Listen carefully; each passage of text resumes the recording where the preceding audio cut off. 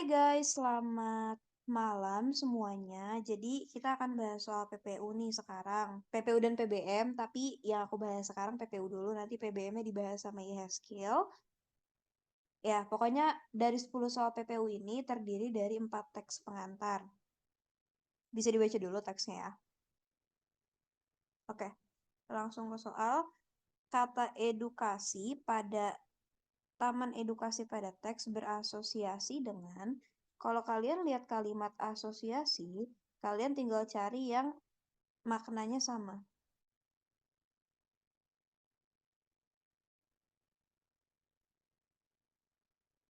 Maknanya sama atau kita sebut sinonim.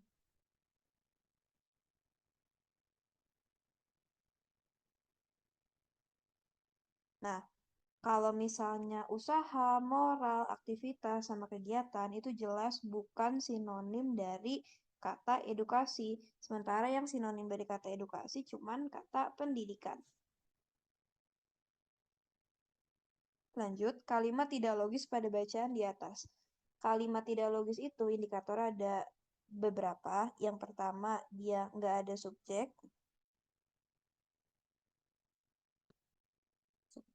Yang kedua, dia nggak ada predikat.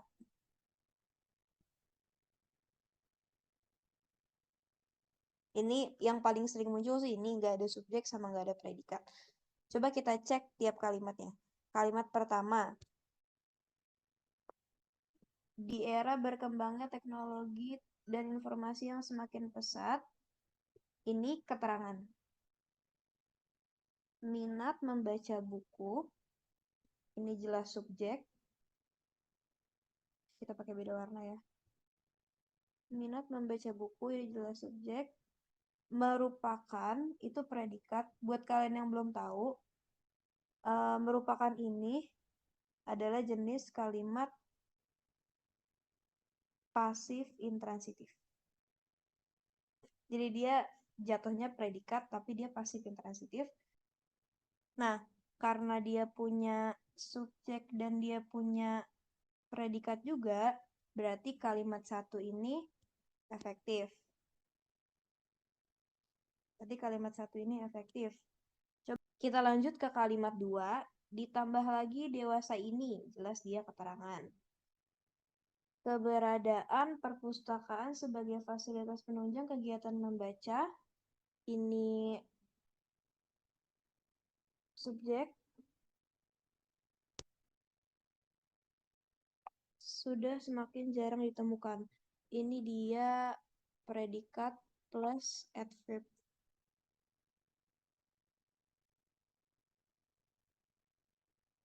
Jadi kan ada subjek, ada predikat. Berarti kalimat dua ini kalimat efektif. Terus kalimat tiga, pembuatan taman edukasi yang memiliki unsur pojok baca yang dapat digunakan sebagai langkah alternatif untuk meningkatkan minat baca pada masyarakat, ini jelas bukan kalimat efektif. Kenapa? Karena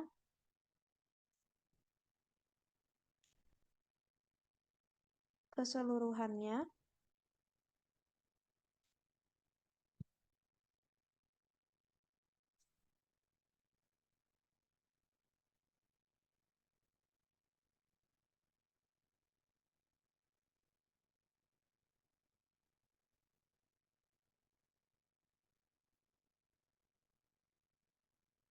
jadi intinya semuanya ini subjek dan bisa kalian classify as keterangan juga.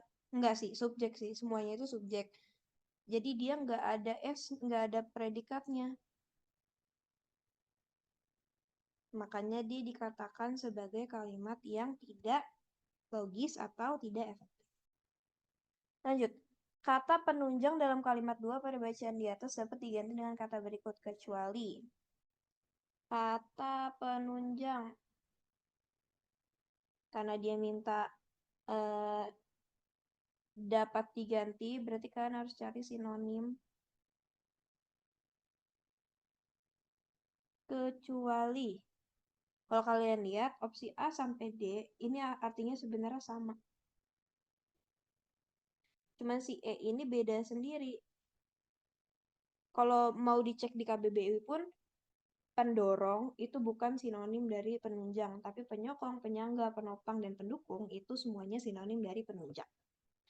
Lanjut, kita lanjut ke teks 2. Ini yang agak panjang ya teksnya.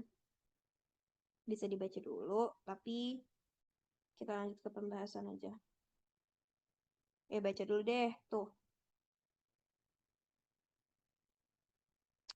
Simpulan bacaan tersebut terdapat pada...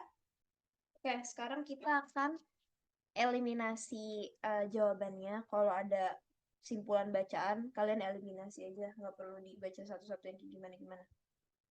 Opsi A, saat Imlek, etnis Tionghoa menyantap kue keranjang yang mempunyai arti, fungsi, dan aturan yang harus diikuti dengan berbagai harapan dalam menyongsong tahun baru. Kalian lihat kalimat mana aja di atas yang membahas soal aturan dan harapan. Which is kita bisa lihat ini semuanya tersebar. Tebelan ya. Tebelan guys.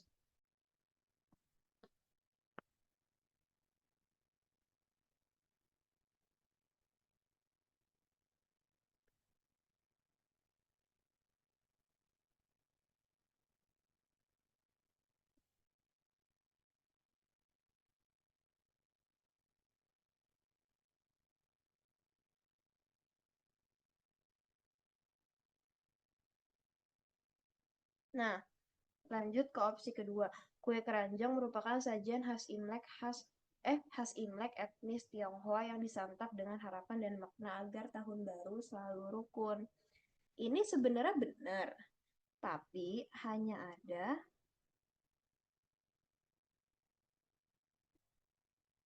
di kalimat 3. Maksudnya dia ini cuma spesifik ke satu kalimat, which is tidak cukup ya sebenarnya kalau cuma spesifik di satu kalimat. Nah, terus yang C, etnis Tionghoa wajib mengonsumsi kue keranjang sebelum menyantap nasi. Coba kita lihat di teksnya, apakah dia wajib? Di sini dia bilang, etnis Tionghoa biasanya akan menyantap kue keranjang terlebih dahulu. Keranjang terlebih dahulu sebelum menyantap nasi. Berarti dia ini biasanya.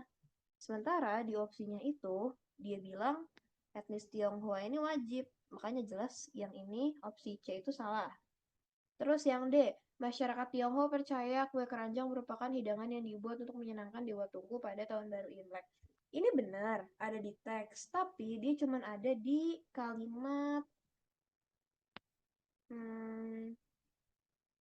cuman ada di kalimat 9. Nih, Dewa Tungku. Dia spesifik hanya membahas di kalimat 9.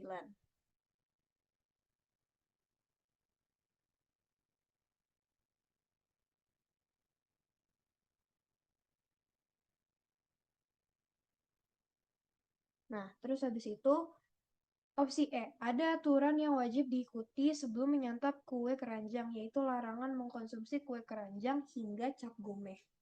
Ini benar, lagi-lagi teksnya benar, tapi kalau kalian teliti ini cuma ada di kalimat 8. Bahkan sebenarnya kita bisa bilang bahwa opsi E ini cuma mengulangi gagasan di kalimat 8.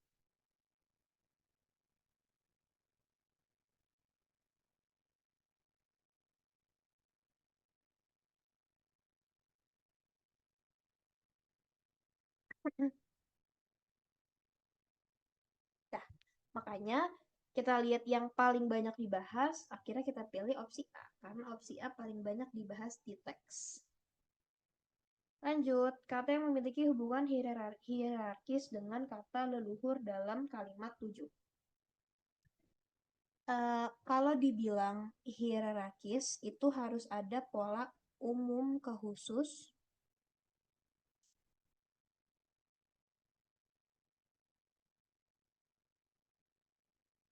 atau pola khusus ke umum.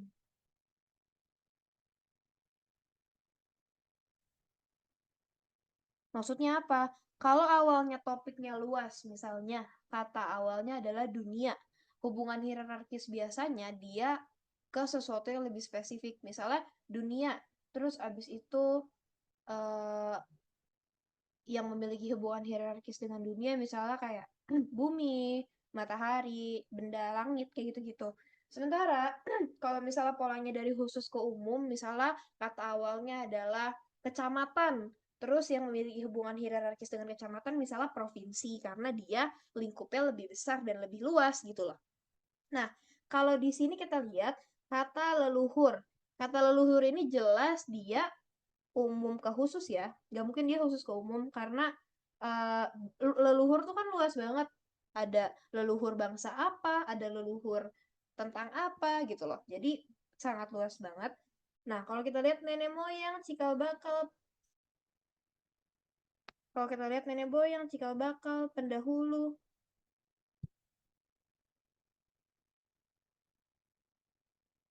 Nah, kalau kita lihat nenek moyang, cikal bakal, pendahulu, asal muasal, ini artinya sama.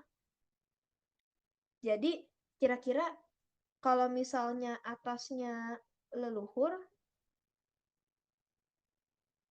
apa nih yang bisa ada di tingkatan bawahnya? Jawabannya adalah Proto Melayu. Kenapa Proto Melayu? Karena Proto Melayu ini kan salah satu nenek moyang bangsa Indonesia. Ada Proto, ibaratnya kalau di tangga atas ada leluhur, di tangga bawah tuh bisa ada Proto, bisa ada Deutro, bisa ada eh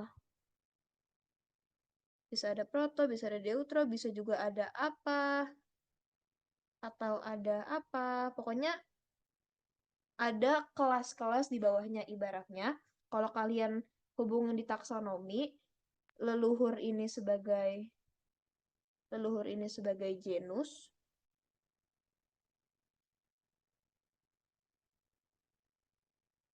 si Protodeutro dan kawan-kawan ini sebagai spesies.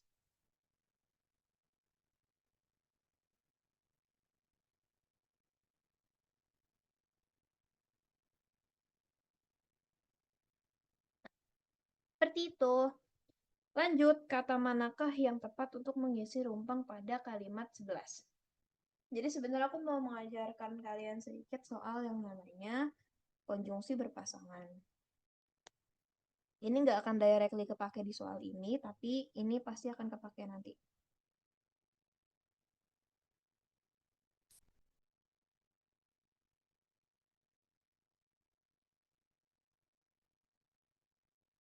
Nah, sebelum itu kita classify dulu yang ada di opsi-opsi ini, dia ini konjungsi apa aja sih gitu.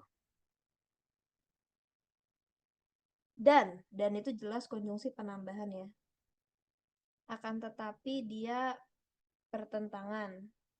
Melainkan juga dia pertentangan juga. Terus sedangkan itu pertentangan juga. Kalau meskipun ini dia konjungsi penegasan. Nah, dari opsi-opsi ini kita bisa eliminasi dulu nih kira-kira yang mana yang nggak sesuai. Kalimat 11. Kita baca dari kalimat 10-nya. Selain itu, kue keranjang juga tidak boleh dikonsumsi seorang diri. Bla bla bla diharuskan menyantapnya. Berarti kan dia mau menentang nih. Si kalimat 11 mau mencoba menentang kalimat 10 kan. Makanya opsi A dan opsi E gugur. Sisa opsi B, C, dan D. Sekarang kita perhatiin sedikit. Yang namanya sedangkan itu nggak boleh ada di awal kalimat.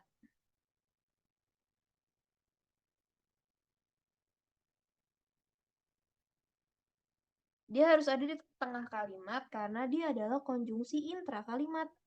Jadi si sedangkan ini harus ada, ibarat tuh harus ada lawannya gitu loh.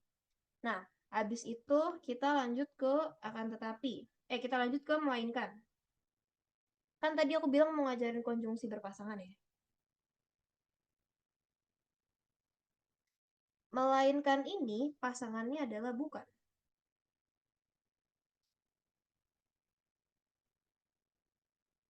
Jadi kalau secara secara gramatikal biasanya bentuk kalimatnya adalah bukan hanya,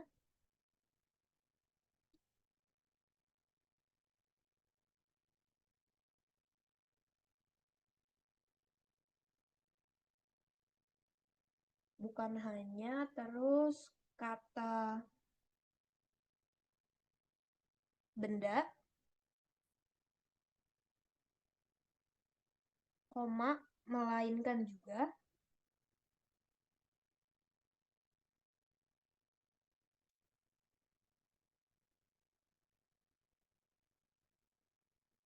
Terus kalau buat yang akan tetapi, dia pasangannya adalah,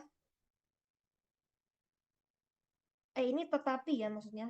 Buat tetapi, pasangannya adalah tidak.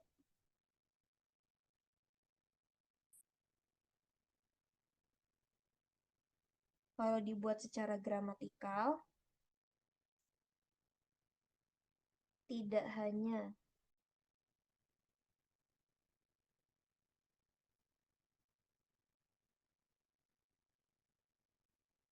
tidak hanya kata kerja atau kata sifat,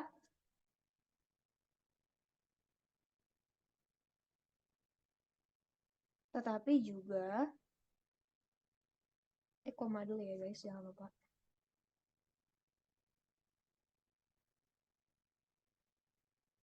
Nah, pasangannya seperti ini. Jadi, si bukan harus ketemu melainkan, terus tidak harus ketemu tetapi. Nah, kan kita udah tahu nih pairingnya tidak sama tetapi, bukan sama melainkan. Tapi kalau kalian lihat di teks ini, dia kan udah ketemu titik nih di kalimat 10 ke kalimat 11, udah ketemu titik. Terus gimana caranya? Kan udah beda kalimat. Walaupun di sini ada kata tidak ya. Di sini ada kata tidak. Nah, syarat ini, syarat tidak dan tetapi bukan dan melainkan itu sebenarnya bisa kita bilang gugur karena dia udah beda kalimat, dan juga kata tetapi dan melainkan itu dua-duanya konjungsi intra kalimat. Tapi mereka nggak sepenuhnya gugur karena di sini di pilihan bukannya tetapi, tapi akan tetapi. Jadi opsi yang benar itu opsi B. Kenapa? Karena kalau yang C, melainkan juga. Jelas nggak boleh, karena di sini kan ketemunya sama kata tidak ya. Ketemu sama kata tidak. Kalau tidak harus ketemu sama tetapi kan. Jawabannya akan jadi salah kalau misalnya yang di opsi itu, opsi B itu tetapi, bukan akan tetapi. Tapi kalau akan tetapi, itu merupakan konjungsi antar kalimat.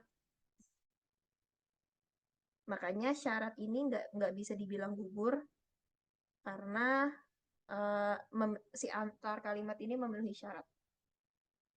Oke, kita lanjut ke soal berikutnya. Nah, kita lihat di sini.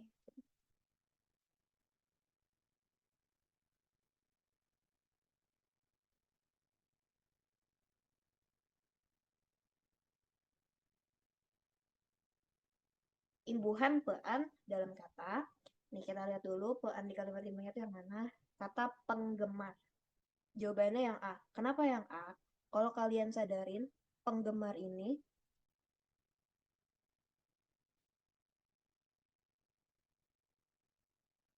asal katanya dari pe plus gemar.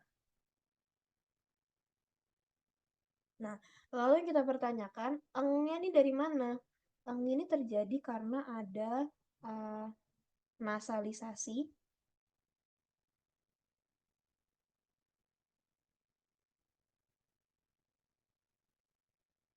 atau dengung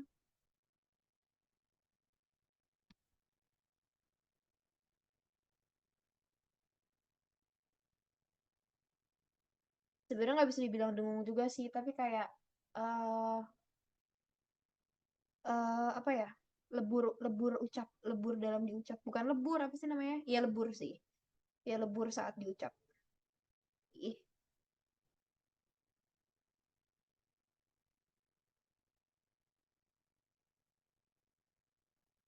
jadi penggemar itu bisa jadi penggemar bukan penggemar karena ada yang namanya nasalisasi. Terus kita tinggal lihat yang tidak setipe dengan penggemar itu apa sih? Nih, Kita lihat dari opsi paling bawah, pebaca, nasalisasinya ada di M. Pecinta, nasalisasinya ada di M. Pemakai, ini kan harusnya pakai ya. Kata dasarnya pakai. Nah, terus kalau yang pelaku,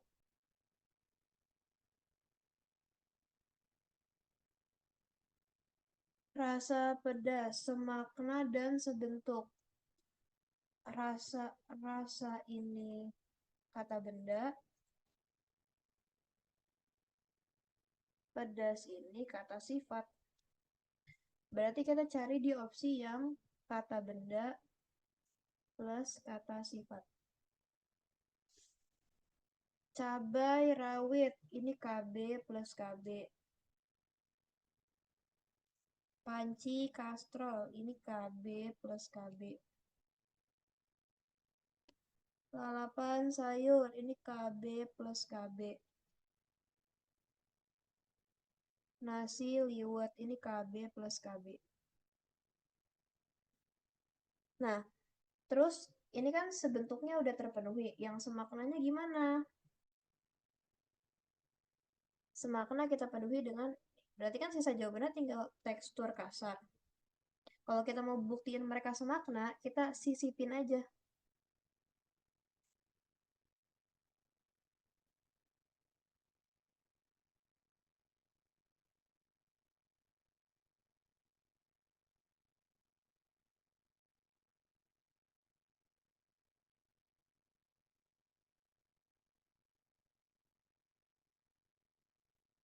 Jadi rasa pedas kita sisipin sama yang,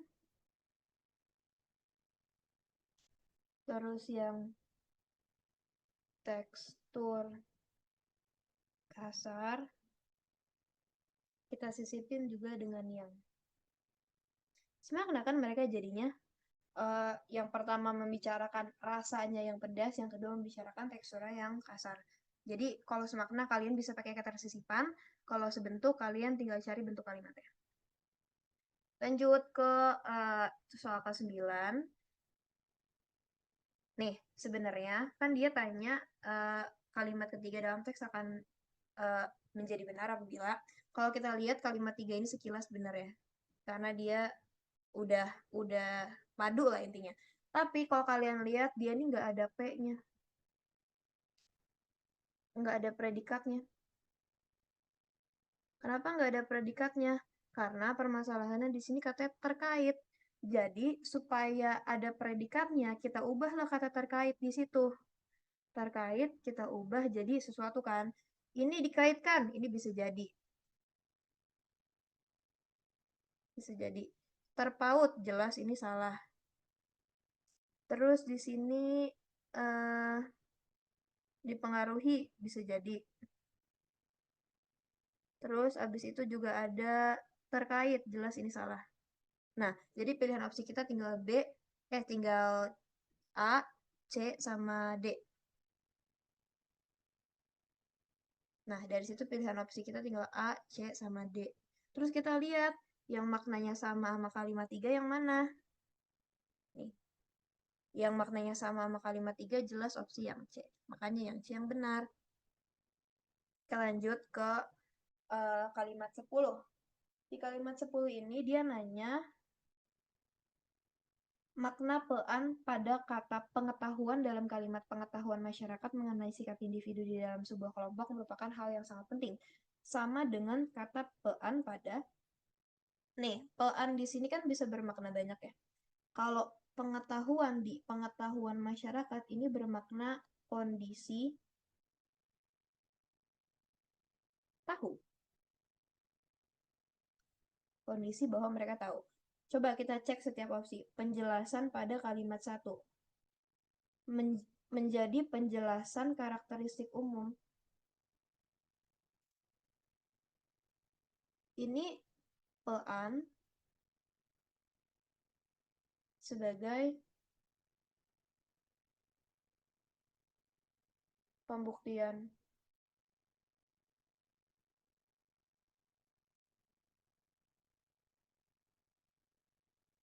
Terus peleburan. Peleburan pada kalimat tujuh itu bermakna proses. Lebur.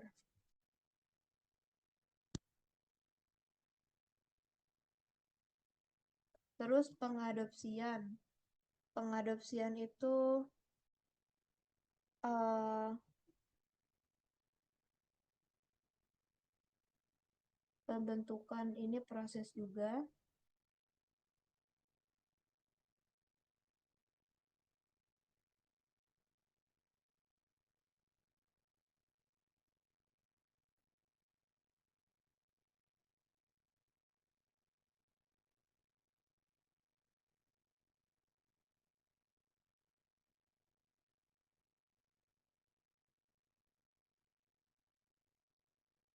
Pengadopsian nilai-nilai Pancasila ini kita maknai sebagai proses.